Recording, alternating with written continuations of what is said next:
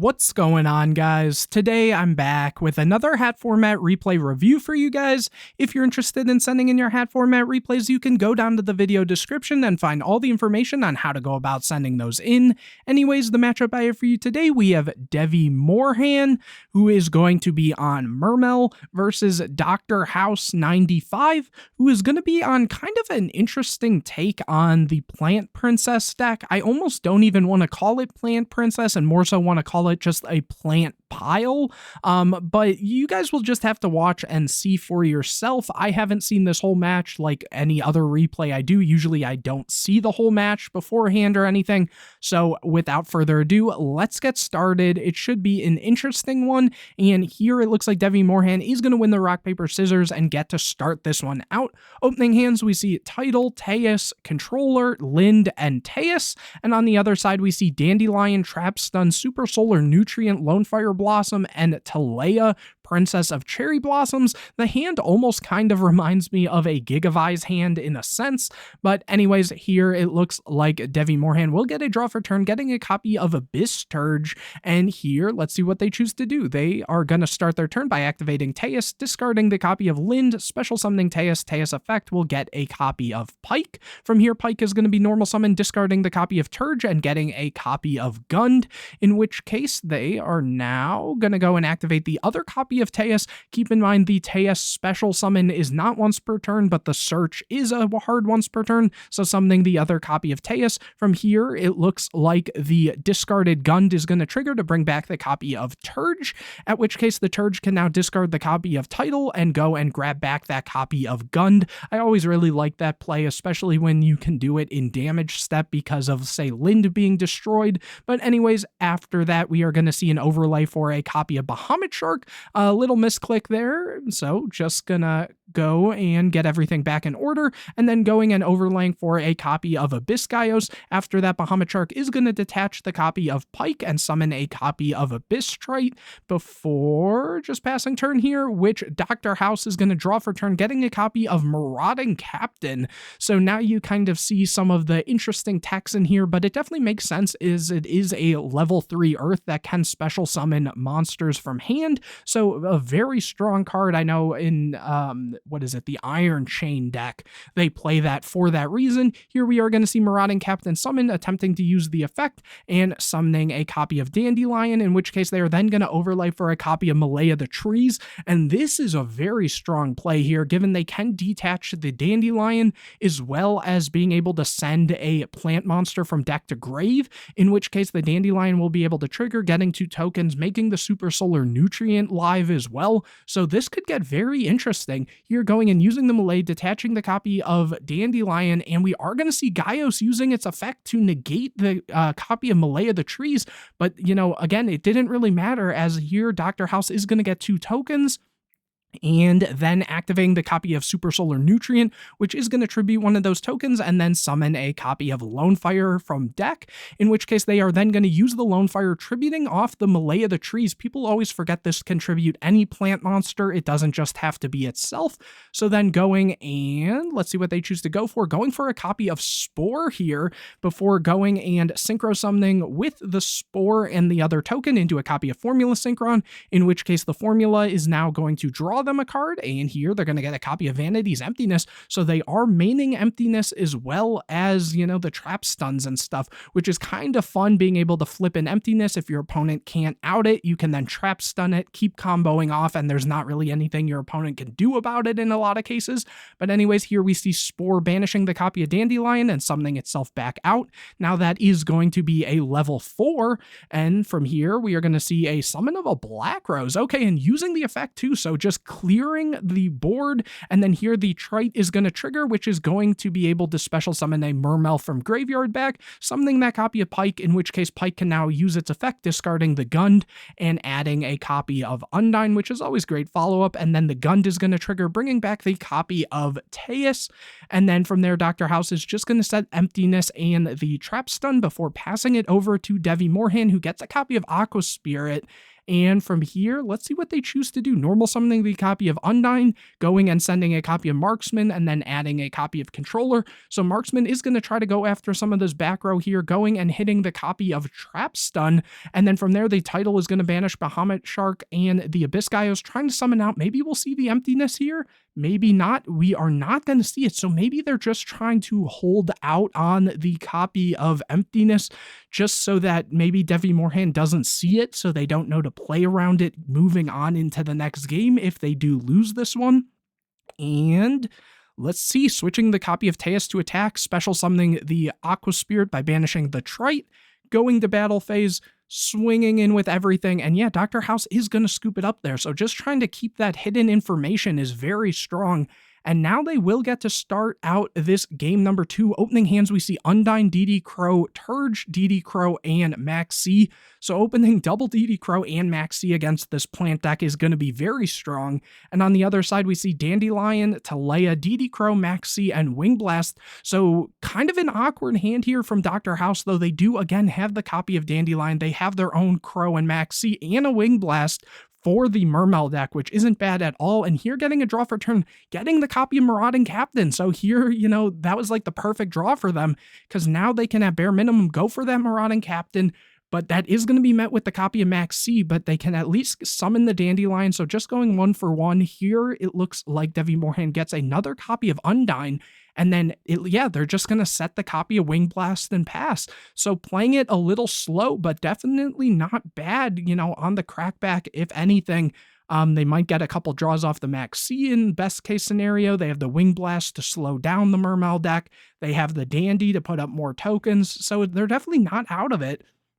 Here, Devi Morhan is going to get a Dragoons for turn, which isn't bad. Maybe they wanted to send it, but let's see what they end up doing. Going and normal summoning the Undyne, using the effect, sending a copy of Marksman, adding the Controller. Now Marksman is going to be able to go after that Wing Blast, which is going to discard the copy of Talea, and then stack back the copy of Undyne, and they say it's good. And after that, just having to pass. They already use their normal summon, and they don't really have anything to special here. And here, Dr. House does get a copy of Mathematician, so a great draw for them, because they can normal summon it, use the effect, send a copy of Lonefire, and then overlay probably into the melee to bring it back and start comboing. So here, detaching the Dandelion, and they're thinking to Reborn. Oh, but Devi Morhan does have these copies of Crow, so banishing the copy of Lonefire, and then the DD Crow again is going to banish the copy of Dandelion, and since this was detached, it hasn't been able to trigger yet in Graveyard, so they aren't going to get the tokens here either. So that actually was just perfect for them. Going to battle phase, swinging in for a bit of damage, so, it's kind of a slow, grindy game in a weird way. Back over to Devi Morhan, it looks like, who is going to get that copy of Undyne, which was stacked off of Wing Blast, and summoning the copy of Dragoons just to make sure they can run over the copy of Melee here. And I'm wondering, maybe they sided out a Controller, and that's why they didn't go for like Undyne to send a copy of Heavy Infantry, though maybe at the same time they just want to hold that in case they actually need it for later on. That's definitely a possibility as well. So let's just see what they choose to do here. There's not really, I guess, anything besides passing. So passing it over to Dr. House, who now gets a copy of Soul Charge. So they are still in a very good spot, going for Soul Charge for all three, bringing back the copy of Talea, Marauding Captain, and the copy of Melee here.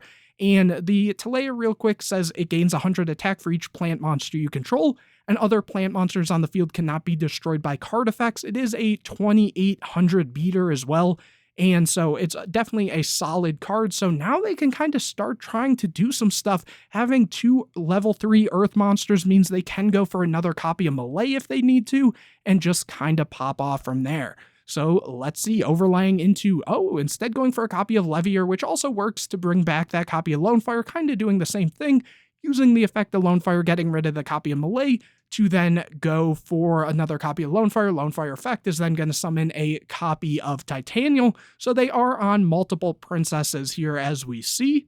After that, it looks like, just adjusting some attack there, and then passing it over to Devi Morhan, who gets a copy of Title, and now we'll kind of see maybe if they go for that Undyne play, maybe they're going to go for a Turge, which they are going to go for the Turge, normal summoning it, and using the effect, sending a copy of Undyne, and it looks like they are going to chain Max C there, and here Devi Morhan gets back the copy of Marksman. I'm wondering why. Oh, maybe they're doing this to desensitize them from actually going for, maybe, what could they even go for here? An Exciton would put them at the same number of cards. Oh no, it wouldn't, because they'd get a draw there. So actually that almost plays into Exciton in a sense, though other plant monsters wouldn't be able to be destroyed because of the Talea in a way. Yeah, this will be interesting to see what they go for. Going for Dweller, okay, that was a bit of an interesting play, but I get why they're doing it, going for it so they can then use the effect right away, which is good to stop the plant deck's graveyard, as well as getting a Dragoon search here. So here the Dragoons is going to trigger, but that is going to be met with the Crow when it detaches, so that is very unfortunate. And Dr. House also drew into a copy of Crane, which is a great card, and let's see what's going on here. It looks like Devi Morhan is still gonna be in the main phase here, going, and oh wait, so when did they actually go and do that whole play? Was that on their oh no, I guess this still was their turn. They didn't draw for turn. That was just the Max C, I'm guessing here. That is my apologies there. And so here, going for the Title, banishing 2. Okay, yeah, I see what's going on here. And then Dr. House is going to go and get that copy of Soul Charge, going for battle phase, running over the copy of Lone Fire, running over the copy of Levier before passing it over. And now Dr. House gets a copy of Emptiness for turn. And let's see, normal summoning the Crane using the effect, which is going to bring back the copy of Mathematician before overlaying into a Malaya the Trees, using the Malaya effect and bringing back the copy of Lone Fire. Lone Fire is going to trigger, tributing itself off, going for another copy of Talea. Now this is kind of like a lock where none of the plants are able to be destroyed by card effects. And they're all gaining a little bit of a boost there, or they are, I should say, the 2 copies of Talea going to battle phase, running over the Dweller, running over the copy of Title, and then, yeah, so Dr. House is going to take that one. That was kind of, I don't know why I had a little bit of brain fog on that play for a second of whose turn it was exactly, so that was my apologies there. But anyways, moving on into a game number 3, Devi Morhan will get to start this one out. Opening hands, we see Gun, Lind, Undyne, Soul Charge, and Torrential, so a solid hand here from Devi Morhan. And on the other side, we see the Super Solar Nutrient, Mathematician, Fiendish Chain, Breakthrough Skill, and Marauding Captain, so also not a terrible hand here from Dr. House either. Here, Devi Morhan gets a draw for turn, getting a copy of Breakthrough Skill, normal summoning the Undyne, sending a copy of Dragoons, getting Controller, and then from there, the Dragoons can trigger to pick up a copy of Megalo. After that, setting 2 and over to Dr. House, who gets a copy of Talea. I'm really curious as to how many of these they're on, as they've opened it basically every game so far. And here we are going to see the Mathematician summon using the effect, but that is going to be met with the Breakthrough Skill. And after that, going to battle phase, running over the copy of Undyne before setting 2 and passing. Here, Devi Morhan gets a copy of Aqua Spirit.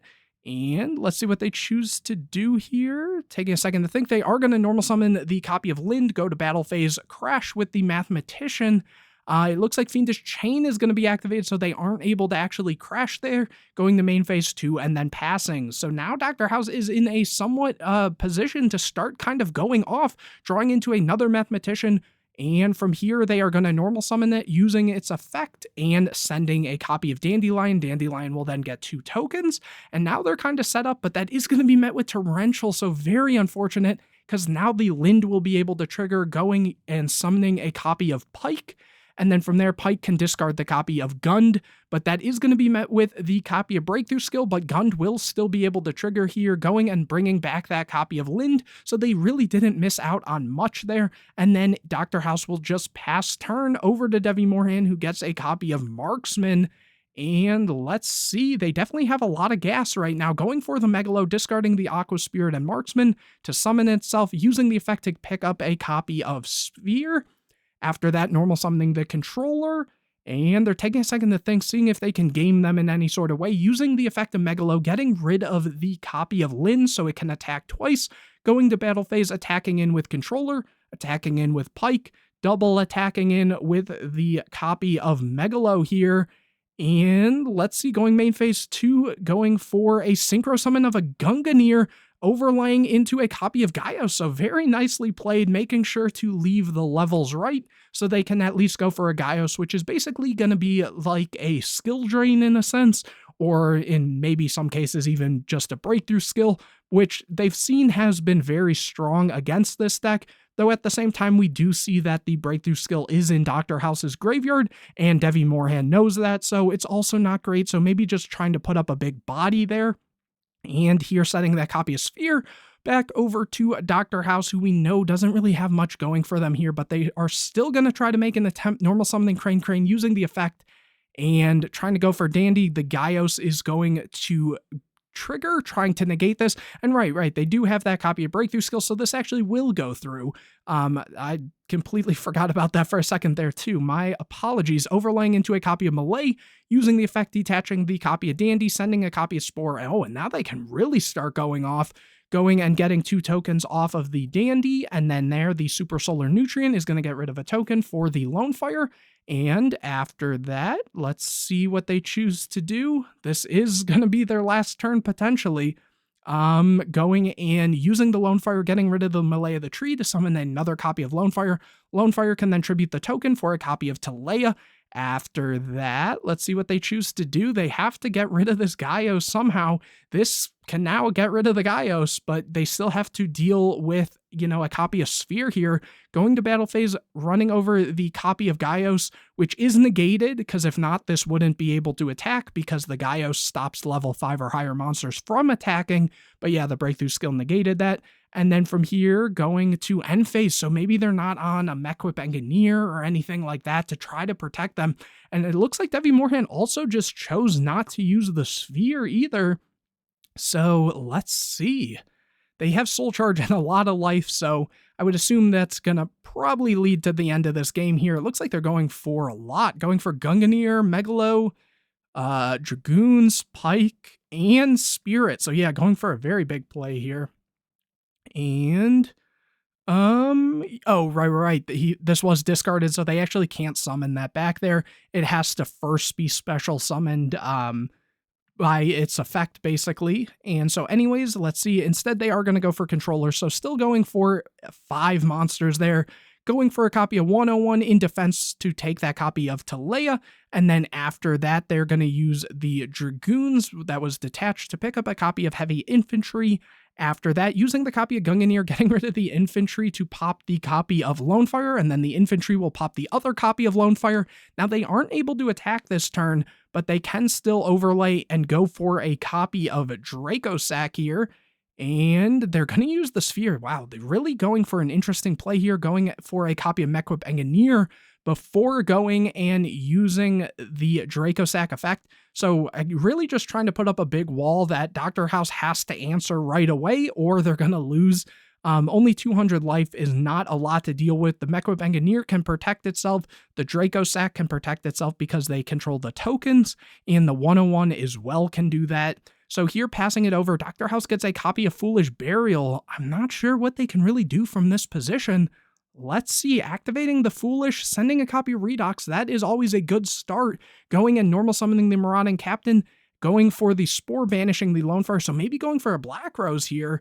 No, just going into battle phase first so that they can clear the tokens. So when they do go for this Black Rose, right, they'll be able to use it. The Mechwhip Engineer can protect itself, and everything else will be cleared except the 101 can protect itself, and obviously the Mechwhip used its effect.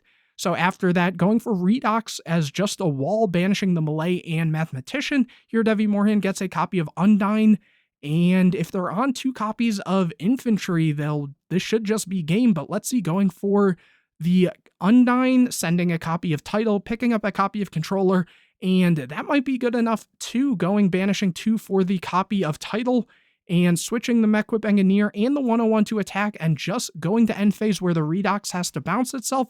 Here, Dr. House gets a copy of Max C, so it's really coming down to it, and it looks like Dr. House is just gonna scoop it up there. There's nothing they could really do, and they already know that Devi Morhan has the copy of Title, which they can special summon. and then go and normal summon the copy of Controller and synchro into it, say, a copy of Leo, and Leo can just out the copy of Redox because it has 100 more attack. So that was a really crazy game there. Really big brain plays from both players here, so hopefully you guys enjoyed this video. If you did, make sure to leave a like on it, comment any questions or videos you want to see in the future, subscribe to the channel, hit the bell to get notified anytime I put a new video out, share this video with your friends, and don't forget to go down to the video description to find out how you can send in your hat format replays. Whether you won or lost, if you thought the deck you or your opponent played was pretty cool, feel free to send that in. I'm sure a lot of people would love to see it. But anyways, guys, I will see you in the next video.